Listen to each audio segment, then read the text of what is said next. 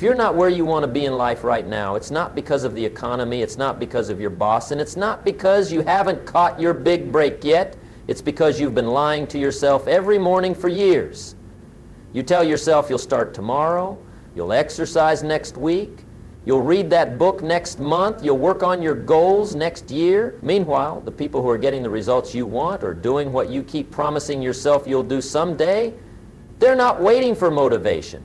They're not waiting for the perfect moment, and they're certainly not waiting for someone to give you permission. While you're making excuses about why you can't spend 1 hour on yourself each morning, they're building the life you only dream about. The uncomfortable truth is that your excuses are more creative than your solution. Let me tell you something that will change your life forever. The first hour of your day determines the quality of the next 23 hours. Most people wake up and immediately check their phone, rush to get ready, grab a cup of coffee, and wonder why their life feels out of control. They're programming their mind for chaos before their feet even hit the floor. I learned this lesson the hard way. When I was 25, broke and working as a stock clerk, my days started in panic. I'd wake up stressed about bills, worried about my future, and filled with doubt about whether I'd ever amount to anything. My mentor, Earl Schoaf, asked me a simple question that changed everything. He said, "Jim, what's the first thing you do when you wake up?" When I told him I usually worried about money, he shook his head and said, "Son, you're programming your mind for poverty before breakfast." That conversation led me to understand something powerful. Your mind is like a garden, and the first hour of your day is like the morning watering. Whatever you feed it will grow throughout the day. Feed it worry, and worry grows. Feed it doubt, and doubt multiplies. But feed it the right things, and your entire life transforms. I'll never forget the day I decided to change my morning routine. I was tired of being tired, tired of being broke, tired of feeling like life was happening to me instead of for me. I made a decision that morning routines weren't just for successful people. They were how people become successful. That single decision changed everything for me, and it can change everything for you too. Think about this for a moment. You spend about 1/3 of your life sleeping. When you wake up, your mind is fresh, clear, and ready to be programmed. This is the most valuable real estate in your entire day. Yet most people give this precious time away to whoever screams the loudest.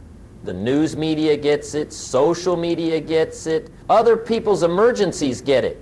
Everyone gets your best mental real estate except you. Here's what most people don't understand about success. It's not about one big moment or one lucky break. Success is about what you do consistently, day after day, especially in those quiet morning moments when nobody's watching. The most successful people I know don't have special talents or secret advantages.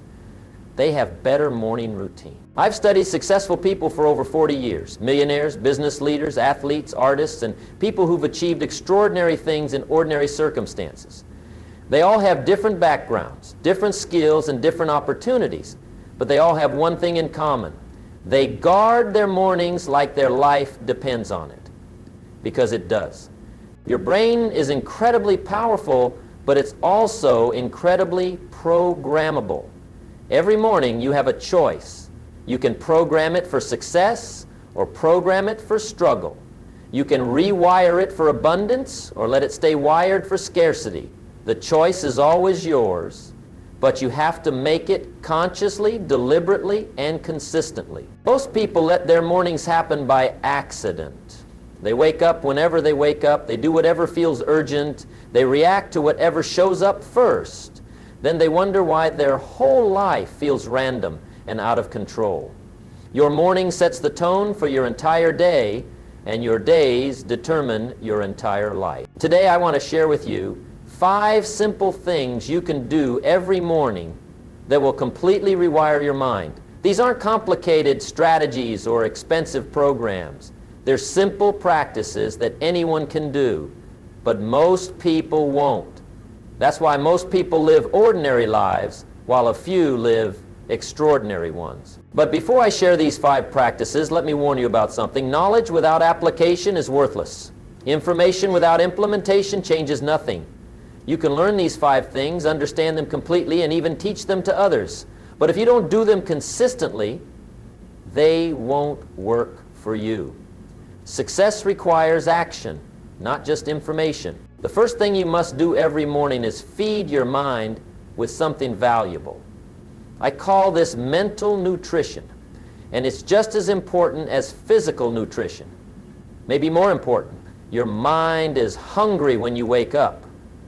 It's been resting for 8 hours, and now it's ready to absorb whatever you give it. Most people feed their mind junk first thing in the morning. They check social media and fill their head with other people's problems. They turn on the news and load up on negativity, fear, and things they can't control. They grab their phone and start their day reacting to what everyone else thinks is important. This is like eating candy for breakfast and wondering why you feel sick by lunch. Let me tell you what happens when you start your day with mental junk food. Your mood drops before you even get dressed. Your confidence shrinks before you face your first challenge. Your focus scatters before you tackle your most important work. You're programming yourself for a day of reaction instead of action, weakness instead of strength, confusion instead of clarity. I see people everywhere walking around like zombies, staring at their phones, consuming endless streams of information that makes them feel worse about themselves and their lives. They're addicted to the drama, the outrage, the constant stimulation of other people's opinions. They think they're staying informed, but they're actually staying overwhelmed. Here's what I learned from Earl Schoaf about information consumption. He said, Jim, your mind is like a fertile garden. Whatever seeds you plant will grow. Plant corn, get corn. Plant weeds, get weeds. Most people are planting mental weeds every morning and wondering why their life looks like a weed patch. Instead, feed your mind something that will make you stronger, wiser, and more capable. Read something that inspires you. Study something that teaches you. Listen to something that motivates you. Spend at least 15 minutes, preferably 30, putting valuable thoughts into your head before you put anything else in there. I've been reading every morning for over 40 years. Not because I have to, but because I know what it does for me. It sets the tone for my entire day. When I read something that challenges me to grow, something that teaches me a new way to think, or something that reminds me of what's possible, I start my day as a different person than I was the night before. Reading is like taking a mental shower. It washes away the residue of yesterday's problems and fills your mind with fresh ideas, new possibilities, and proven wisdom. It connects you with the greatest minds in history. It gives you access to knowledge that took others years to acquire and lifetimes to master. Here's what happens when you read consistently. Your vocabulary improves so you can express yourself better. Your knowledge increases so you can solve problems more effectively. Your perspective expands so you can see opportunities others miss. Your confidence grows so you can take action when others hesitate. All of this from 30 minutes of reading each morning. But here's the key. Don't read just anything. Read books that make you better. Read biographies of people you admire. Read books about personal development, leadership, or your chosen field. Read philosophy that challenges you to think deeper. Read success stories that show you what's possible. Make every page count. I remember when I first started this practice, I was broke and thought I couldn't afford books. Earl Schoaf told me something I'll never forget. He said, Jim, if you can't afford to buy books, you can't afford not to buy books. He was right. The cost of ignorance is far higher than the cost of education. Think about it this way. A good book costs about the same as a meal at a restaurant. But a meal satisfies you for a few hours. A good book can satisfy you for a lifetime. It can change how you think, what you believe, and what you do. It can open doors you never knew existed and show you paths you never knew were possible. Some people say they don't have time to read, but they have time to scroll through social media for hours. They have time to watch television shows that add nothing to their life. They have time to gossip about other people's problems. The truth is, everyone has time. The question is, how are you choosing to invest it? Here's my challenge for you. For the next 30 days, don't check your phone, turn on the television, or consume any news until after you've fed your mind with something valuable. Start with just 15 minutes. Read something that inspires you, teaches you, or challenges you to become better. Watch what happens to your day, your week, your entire life. The second thing you must do is move your body. I don't care if it's push-ups, stretching, walking, or a full workout. Get your blood flowing and your heart pumping. Your body and mind are connected in ways most people don't understand. When you strengthen your body, you strengthen your mind. When you discipline your body, you build mental discipline. Physical activity releases chemicals in your brain that make you feel better, think clearer, and handle stress more effectively. It builds confidence because you're keeping promises to yourself. It creates energy that lasts throughout the day. It reminds you that you're in control of your life. Here's something most people don't realize about successful people. They're not necessarily the smartest people in the room. They're not always the most talented or the most educated, but they almost always have more energy than everyone else. Energy is the foundation of all achievement. Without energy, knowledge is useless. Without energy, good intentions become empty promises. I've noticed something interesting over the years.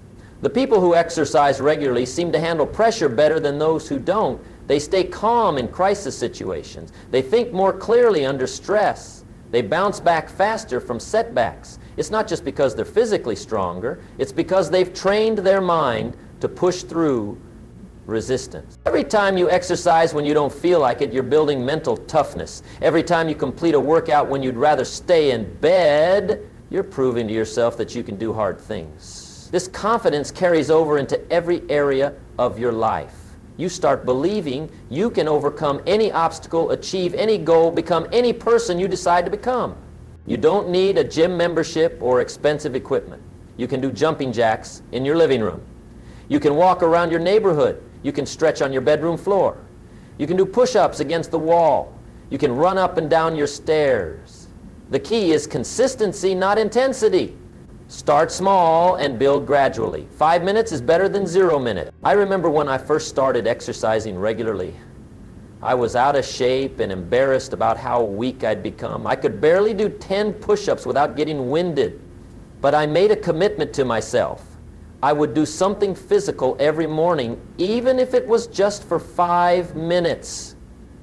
Some days I did push-ups. Some days I stretched. Some days I just walked around the block. The amazing thing wasn't how my body changed, although it did. The amazing thing was how my mind changed. I started feeling more confident in business meetings. I had more energy for my family. I slept better at night. I handled stress more effectively. I felt like I could tackle bigger challenges and pursue bigger dreams. Here's what exercise does for your brain that most people don't know. It increases blood flow to your prefrontal cortex, the part of your brain responsible for decision making, problem solving, and emotional regulation.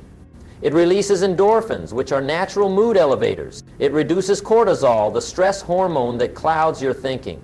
It promotes the growth of new brain cells and strengthens the connections between them.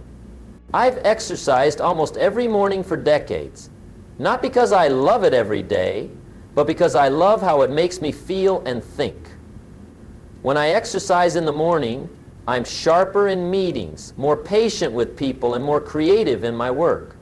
My body feels better and my mind works better. The third thing is to fuel your body properly. What you eat and drink in the morning affects your energy, mood, and mental clarity. 4 hours. Your brain uses about 20% of your body's energy, and it needs quality fuel to function at its best. Start with water. Your body is dehydrated after 8 hours of sleep, and even mild dehydration affects your thinking. Most people don't realize they're walking around dehydrated most of the time. They feel tired, foggy, and sluggish, and they think it's normal. But often, they just need more water. Drink at least 1 large glass of water before you consume anything else. Some people like to add lemon for vitamin C and flavor. Some people prefer room temperature water. Others like it cold. The temperature doesn't matter as much as the habit. Hydration is the foundation of physical and mental performance. Then eat something that gives you sustained energy, not a sugar rush followed by a crash. Your brain needs steady fuel to function at its best. When your blood sugar spikes and drops, your thinking becomes erratic. You feel energized for an hour, then tired and hungry. You make poor decisions when you're hungry, and you're hungry when you eat the wrong foods. I'm not a nutritionist, but I know this much: protein helps you feel full and focused. It provides the building blocks for neurotransmitters, the chemicals that allow your brain cells to communicate. Complex carbohydrates give you steady energy without the roller coaster effect of simple sugars. Healthy fats support brain function and help you absorb important vitamins. Simple sugars make you tired and hungry an hour later. They cause your blood sugar to spike, then crash. When your blood sugar crashes, your thinking becomes cloudy, your mood becomes irritable, and your willpower weakens. You make poor decisions when your brain isn't getting steady fuel. This isn't about being perfect. It's about being consistent with good choices. You don't have to eat the same thing every day or follow a complicated plan. Just make sure you're giving your body and brain the fuel they need to perform at their best. Here's what I've learned about nutrition and success. Successful people don't necessarily eat perfectly, but they eat intentionally. They think about how food will affect their performance, not just how it tastes. They choose foods that give them energy instead of foods that drain their energy. They eat to fuel their dreams, not to satisfy their emotions. The fourth thing you must do is review your goals and visualize your success. Most people set goals once a year and then forget about them. That's like planting a garden and never watering it. Goals need daily attention to become reality. Every morning, read your goals out loud, not just once, but regularly enough that they become part of your subconscious programming. When you read your goals daily, several things happen. You stay focused on what matters most. You notice opportunities that align with your objectives. You make decisions that move you closer to your desired outcomes. Here's something most people don't understand about goals. Writing them down once isn't enough. Reading them occasionally isn't enough. You have to program them into your subconscious mind through daily repetition. Your subconscious mind is like a powerful computer that works 24 hours a day, but it can only work on what you program into it. I learned this from studying the most successful people I could find. They all had one thing in common. They knew exactly what they wanted, and they reminded themselves of it every single day. Not just the big goals, but the smaller ones too. Not just the financial targets, but the personal growth objectives. Not just what they wanted to have, but who they wanted to become. Most people's goals are vague wishes. They want to be successful, but they can't define what success looks like. They want to be happy, but they don't know what would make them happy. They want to make more money, but they don't have a specific target. Vague goals produce vague results.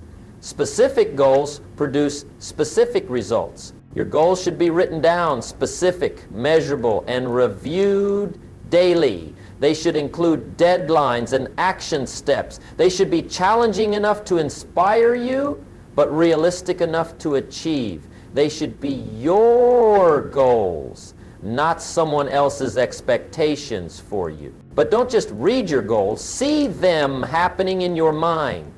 Spend a few minutes visualizing yourself achieving what you want to achieve. See yourself living the life you want to live. Feel the emotions you'll feel when you reach your destination. This isn't wishful thinking, this is mental rehearsal. Athletes use visualization to improve performance. They see themselves making the perfect shot, running the perfect race, or executing the perfect play.